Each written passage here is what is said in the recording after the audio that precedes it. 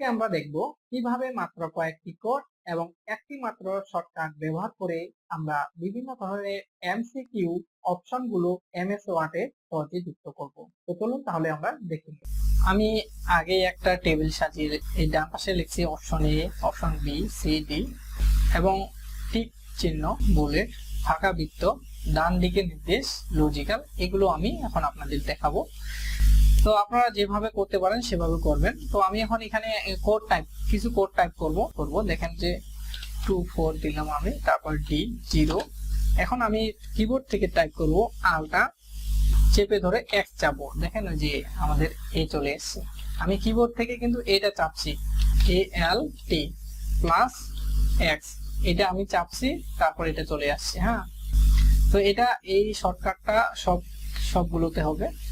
তো এখন অপশন আমরা বি 2 4 ডি 1।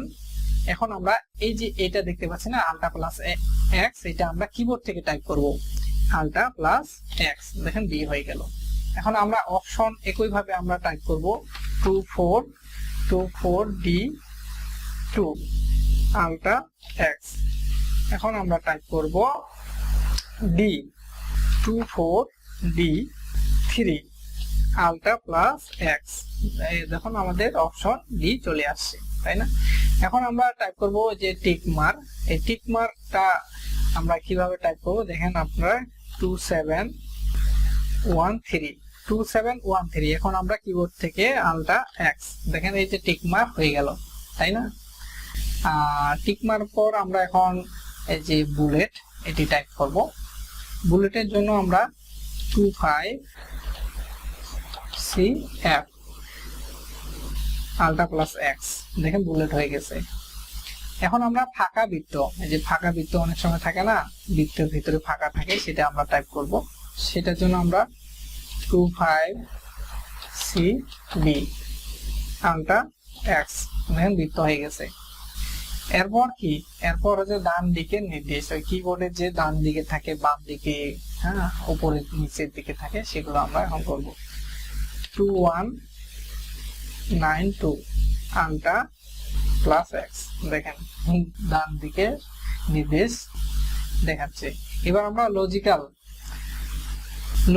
নির্দেশ আমরা টাইপ করব 21 ডি 2 আলটা এক্স, দেখেন লজিক্যাল নির্দেশ হয়ে গেছে, লজিক্যাল নির্দেশ।